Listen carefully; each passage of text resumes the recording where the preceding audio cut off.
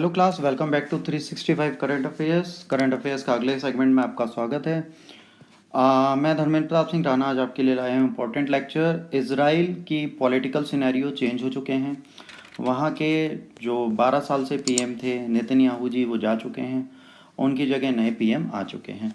तो संडे को इन्होंने शपथ ली और आज से वो इजराइल के नए प्रधानमंत्री हैं। नई होप है, देखते हैं क्या कर पाते हैं इजराइल के प्रधानमंत्री साहब। तो इससे रिलेटेड चीज़ें हैं। देखिए, बाय बाय कर लिया गया है नेतन्याहू जी को। 12 साल से ये बहुत अच्छे से सरकार चला रहे थे, किस्मती थे। हर बार गाठजोड़ करके किसी तरीके से अपनी सरकार बचा लेते थे। बट अब नफ्ताली बेनेट जो इन्हीं के काउंटर पार्ट थे, इनके साथ रहे हैं, काफ़ी अच्छे पदों पर, बहुत खास थे। उन्होंने इनके अगेंस्ट कैंपेन खोला और 8 पार्टियों का एलाई बनाकर इन्होंने अपनी सरकार को गठित कर लिया है। अब ये नए पीएम हैं इजराइल के। अब एक्सप्लेन करता हूं मैं आपको कि नफ्ताली बेनेट हैं क्या और इजराइल के नए लीडर कैसे बने। नफ्ताली बेनेट संडे को पीएम बने हैं। 73 साल पुराना इजराइल का जो कॉन्ट्राडिक्शन है, उसमें एक नए पीएम होंगे।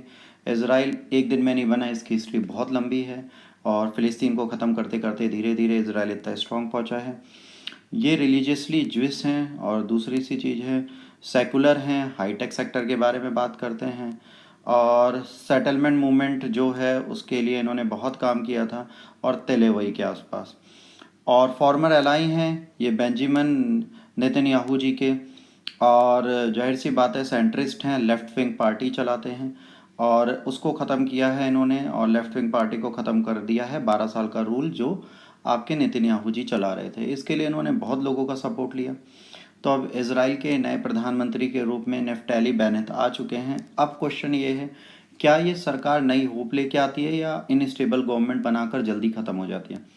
देखिए, आपको जैसे मैंने बताया कि इन्होंने 8 छोटी बड़ी पार्टियों को मिलाकर अपनी सरकार बनाई है, जिसमें अरब की भी पार्टी है, अरब माइनॉरिटीज़ की भी पार्टी जुड़ी हुई है, इसके बाद याहिर साहब भी जुड़े हुए हैं। तो अब क्वेश्चन ये आता है कि क्या ये सरकार लंबे समय तक चलेगी। अगर चलेगी तो क्या फ़ायदा होगा। देखिए, ये तो श्योर है कि 2 साल तो ये सरकार 100% चलेगी। और इस टाइम पे नफ्ताली बेनेट क्या है, इसके बाद 2 साल की सरकार उन्हें याहिर साहब को देनी है। उससे पहले सारे कॉन्सेप्ट अपने क्लियर कर लेंगे, सारी चीज़ें अपनी बना देंगे। इन्होंने पहले इसराइल के लिए बोल दिया है कि जैसे ही वो आएंगे वैसे फ़िलिस्तीन में यरूशलेम जैसे एरियाज़ और अदर वेस्ट बैंक के जो एरियाज़ हैं उनको मैं पूरी तरह कैप्चर कर लूँगा और वो इसराइल में मिला दूंगा और गाज़ा स्ट्रिप को हमास से छीन लूँगा। तो ये सारी चीज़ें वो बहुत ओपनली बोल चुके हैं। 2 नेशन थ्योरी को ये बिल्कुल नहीं फॉलो करते। इसराइल फ़िलिस्तीन एक साथ नहीं रह सकते, पहले बोल चुके हैं। तो कहीं ना कहीं आप कुछ नया देखने को मिलेगा। आईएएस के आगे जानने से पहले हम देखते हैं प्राप्ति आईएएस। बेटा, आप सबके लिए एक एनजीओ का ऑफर आया है जिसे बोलते हैं हर घर लड़की अफसर। इसके थ्रू आप हमसे जुड़ सकते हैं। अगर कोई लड़की आईएएस का सपना सजोई है तो वो 27,100 रुपये मात्र पे कर कर हमसे पढ़ सकती है, जिसमें 6100 रुपये रजिस्ट्रेशन फीस है और इनिशियल पेमेंट बाकी आप इंस्टॉलमेंट्स में दे सकते हैं। अगर आप देखें 1946 में ज्विसलैंड बहुत छोटा था, जो वाइट वाला पार्ट है, और इसराइल फ़िलिस्तीन बहुत बड़ा था। धीरे धीरे इसराइल पिक्चर में आने लगा, वाइट एरिया पूरा ज्विस का हो गया, फ़िलिस्तीनी ख़त्म होने लगे। यहाँ कहीं ना कहीं यूएन का प्लान था, वेस्टर्न वर्ल्ड ने इन सब चीज़ों को किया था, तो यहाँ पर हमने पूरा ज्विस बना दिया। उसके बाद ज्विसलैंड जो इसराइल था, इसराइल ने धीरे धीरे फिर से फ़िलिस्तीन को ख़त्म करना स्टार्ट किया और ख़ुद को कंट्रोल करने के लिए अपने एरिया बढ़ाते चले गए।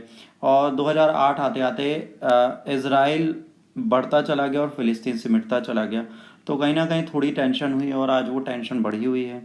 तो उससे रिलेटेड चीज़ें यहाँ पर हैं। आप देखिए मैप में जो कंडीशन है, अभी इसको और अगर चेंज कर दिया जाए और पूरा फ़िलिस्तीन ख़त्म कर दिया जाए तो दिक्कत वाली बात होगी, जिसके लिए देखिए आगे क्या होता है, ये तो बात की बात है।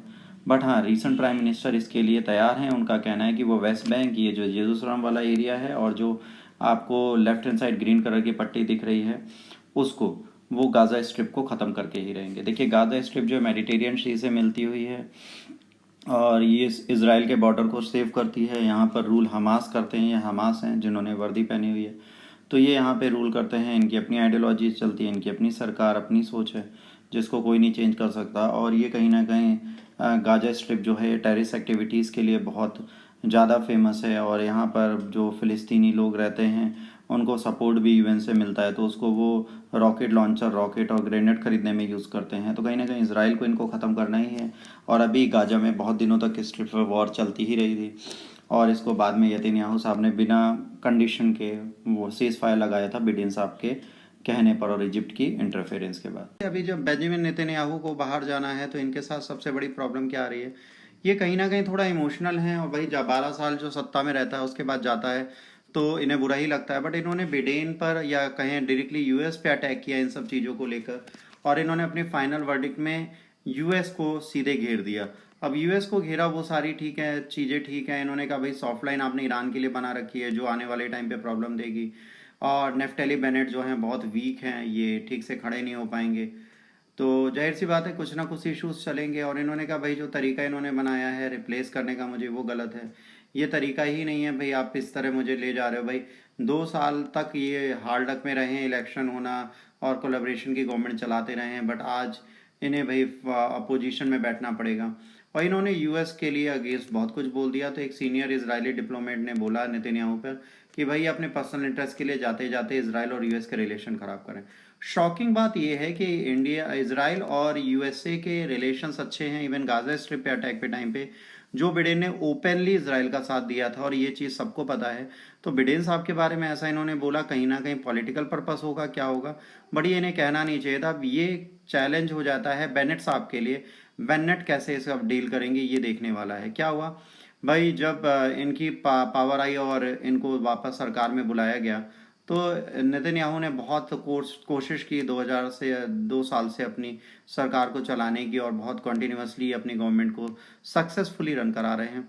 फिर अभी रिसेंटली क्या हुआ, 8 पार्टीज मिली और बेनेट ने मिलकर उनको हटा दिया। जब इन्हें हटाया तो जाहिर सी बात है इन्होंने पहले स्पीच दी। जब नेतन्याहू के पहले बोलने बेनेट आए तो जाहिर सी बात है जो इनके अलाई थे नेतन्याहू के, इन्होंने इनको लायर एंड फ्रॉड बोला। बेनेट ने स्टार्ट ही अपनी की चीज़ की कि भाई ईरान डील के लिए hard line on Iran deal, और इन्होंने कहा ये मिस्टेक थी 2015 में जो हुई, और आज भी वो ऐसी ही है। वॉशिंगटन को इसके साथ चीज़ें इम्प्रूव करनी चाहिए। फिर उन्होंने कहा नेतन्याहू के साथ जो भी आपके डिसएग्रीमेंट है बिडेन के, उसको हम लोग म्यूचुअल ट्रस्ट के साथ सुलझाएंगे।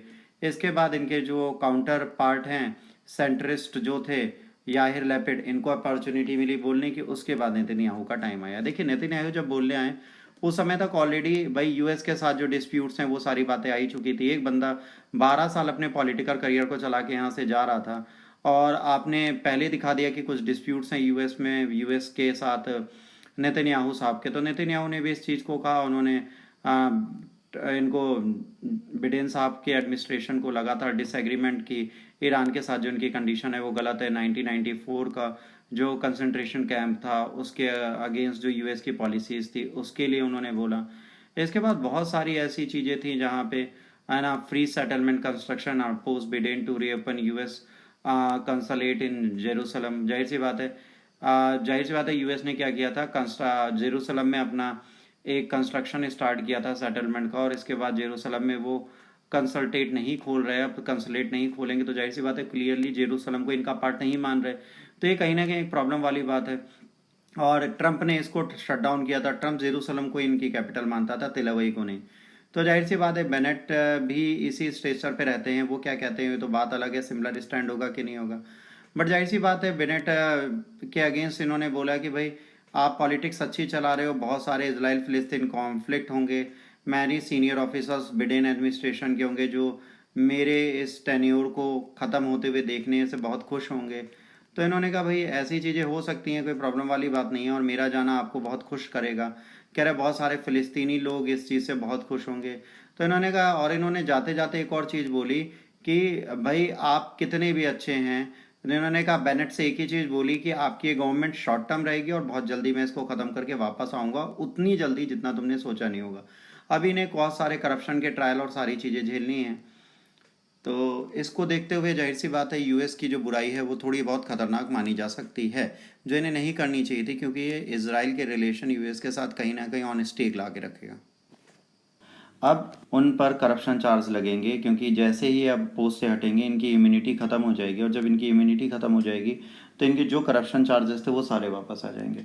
अब इनको देखना है कि इन करप्शन चार्जेस को ये किस तरह टैकल करते हैं, क्या करते हैं, क्या इश्यूज़ हैं, और क्या ये इससे बरी हो पाएंगे कि नहीं हो पाएंगे। क्योंकि अब इनका पॉलिटिकल करियर अगर करप्शन चार्जेस लगते हैं तो ये ख़त्म हो जाएगा, और इसराइल में सबसे बड़ी बात है, जितनी भी बड़ी पॉलिटिकल पार्टीज़ हों वो उस चीज़ को बिल्कुल डिनाई करती हैं कि इसराइल में अगर कोई करप्शन करता है तो उसको अच्छा नहीं माना जाता।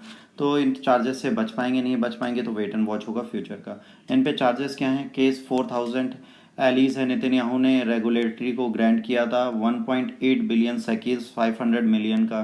टेलीकम्युनिकेशन कंपनी थी बिजैक टेलीकॉम इसराइल इसको, और इसके बदले इन्होंने कहा था कि आपको कंट्रोल करना है न्यूज़ चैनल में, हमारे फेवर पे कवरेज चलाती रहने। इसके बाद एक और केस है जिसमें इनमें ब्राइबरी चार्ज हैं, फ्रॉड और ब्रेच ऑफ द ट्रस्ट के चार्जेस लगे हुए हैं, बट कपल इन सबको डिनाई करता रहता है। इसके बाद केस 1000 है जिसमें नेतन्याहू इस चीज़ के लिए चार्ज हैं कि इन्होंने फ्रॉड किया है। इनकी वाइफ ने 7 लाख शकील जो है वो वर्थ का गिफ्ट लिया था। एरोन मैकलोन हॉलीवुड प्रोड्यूसर थे, Israel citizen, Australian billionaire businessman है जेम्स पैकर, इसो से इन्होंने पैसे लिए हैं। इसके बाद प्रोसिक्यूटर्स ने और कहा इनमें गिफ्ट थे जिसमें शैम्पेन की बोतल भी है, शिगार भी है, और इन्होंने हेल्प की थी बिजनेस इंटरेस्ट में मैकलेन की। तो इसके बारे में भी चीज़ें हैं, बट पैकर एंड मैकलेन के ऊपर कोई चार्ज नहीं लगा। इसके बाद केस 2000 है जिसमें नेतन्याहू ने नेगोशिएट किया था डील विद एरोन मोस, ओनर एंड इसराइल न्यूज़पेपर के, तो बेटर कवरेज देने के लिए, और इसके बदले उन्हें लेगिस्लेशन है ना ऑफ़र किया था ताकि राइवरली न्यूज़पेपर से बच पाएँ। और नेतन्याहू के ऊपर इतने सारे चार्जेस ऑलरेडी लगे हुए हैं। देखिए, पॉलिटिकल बेनिफिट्स के लिए थोड़ा बहुत पद का लाभ उठाना सब लोग करते हैं, बट अगर करप्शन किया होगा तो वो गलत होगा। तो उसको तो वेट एंड वॉच है कि ये चीज़ें क्या फ्यूचर में आती हैं, कैसे आती हैं। अगर पॉजिटिव नोट पे आती हैं तो, और नेगेटिव नोट पे आती हैं तो कहीं ना कहीं नेतन्याहू साहब को बहुत कुछ झेलना पड़ेगा। तो सरकार बदलने से पॉलिटिकल सिनेरियो भी चेंज होंगे, कहीं ना कहीं फिर से अनरेस्ट इस्टेब्लिश हो जाएगा फ़िलिस्तीन और इसराइल के बीच में। क्योंकि अगर बेनेट साहब ठीक से काम कर लेते हैं तो ठीक है, अगर बेनेट साहब ठीक से काम नहीं करते तो दिक्कत होगी। देखिए, ये दोनों याहिर लैपिड और नेफ्टैली बेनेट दोनों साथ में आए और इन्होंने नेतन्याहू जी को तो हटा दिया है। अब क्वेश्चन मार्क ये है कि ये इसराइल को क्या स्टेबल गवर्नमेंट दे पाएंगे। दूसरा क्वेश्चन मार्क है क्या इसराइल की लेगेसी को ये आगे ले जा पाएंगे। अगला क्वेश्चन मार्क है इंटरनेशनल रिलेशंस इनके कैसे होंगे। उससे बड़ा क्वेश्चन मार्क ये है कि इंडिया के साथ इनके रिलेशंस कैसे होंगे। इसका मैं एक वीडियो आपको पहले दे चुका हूँ, अगर आपने नहीं देखा तो लिंक डिस्क्रिप्शन बॉक्स में ऐड कर दूंगा, आप वहाँ पे देख लीजिएगा। तो देखते हैं ये शॉर्ट टर्म गवर्नमेंट कितने समय तक के लिए चल पाती है। ये तो श्योर है 2 साल तो नेफ्टैली साहब इसे चला लेंगे, बट याहिर लैपिड जिन्होंने बाद में पीएम बनना स्वीकारा है, ये इस पोस्ट पे आ पाएंगे कि नहीं हो पाएंगे, ये बहुत बड़ा क्वेश्चन मार्क है जिसका भी कोई आंसर नहीं दे पा रहा। आज के लेक्चर में इतना ही बेटा। अगर आपको लेक्चर अच्छा लगा तो प्लीज़ इसे लाइक, शेयर और सब्सक्राइब करें, और अगर डिसलाइक करना है ज़रूर डिसलाइक करें। डिसलाइक करने के बाद आप ज़रूर बताएं आपको क्या बुरा लगा, जिसे मैं सुधार पाऊँ। और अगर आप मुझे फॉलो करना चाहते हैं तो इंस्टाग्राम पे मुझे फॉलो कर सकते हैं और डायरेक्टली मुझे मैसेज कर सकते हैं। आज के लिए इतना ही। God bless you all. जय हिंद, वंदे मातरम।